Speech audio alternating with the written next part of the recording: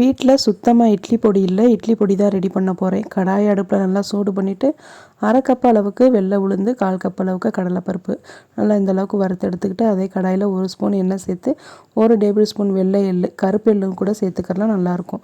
5லேருந்து 10 காஞ்ச மிளகா, 1 இனுக்கு கருவேப்பிலை, 1/2 ஸ்பூன் அளவுக்கு பெருங்காயத்தூள், அதை எல்லாத்தையுமே நல்லா வறுத்துட்டு ஏற்கனவே வறுத்து வச்சுருக்க உளுந்து பருப்பையும் சேர்த்து இன்னொரு தடவை வறுத்து எடுத்துக்கிறணும். இதை ஒரு தட்டில் கொட்டி நல்லா ஆற விட்டுட்டு மிக்ஸி ஜாரில் சேர்த்து 1/2 ஸ்பூன் அளவுக்கு உப்பு சேர்த்து நல்லா கொஞ்சம் கொரகொரப்பாக அரைச்சி எடுத்துக்கிட்டோம்னா சூப்பரான இட்லி பொடி ரெடி. இது இட்லியோட மட்டும் இல்லை, இந்த மாதிரி தோசையோடையும் சாப்பிட்றதுக்கு அவ்வளோ டேஸ்ட்டாக இருக்கும். கண்டிப்பாக ட்ரை பண்ணி பாருங்கள். தோசை கலர்லாம் சூடு பண்ணி ஒரு வெங்காயத்தை 2ஆக கட் பண்ணி எண்ணெயை தடவி நல்லா மெல்லிசா ஒரு தோசையை ஊற்றிட்டு 2 ஸ்பூன் அளவுக்கு நம்ம ஃப்ரெஷ்ஷாக அரைச்ச இட்லி பொடியை நல்லெண்ணெய் சேர்த்து நல்லா குழச்சிட்டு இந்த மாதிரி தோசையில் நல்லா பெரட்டி மேலாப்பில் நெய் விட்டு சாப்பிட்றப்ப அவ்வளோ டேஸ்ட்டாக இருக்கும். பிள்ளைங்களுமே விரும்பி சாப்பிடுவாங்க. கண்டிப்பாக ட்ரை பண்ணி பாருங்கள். இனி நெக்ஸ்ட் வீடியோவில் மீட் பண்ணலாம். பாய்.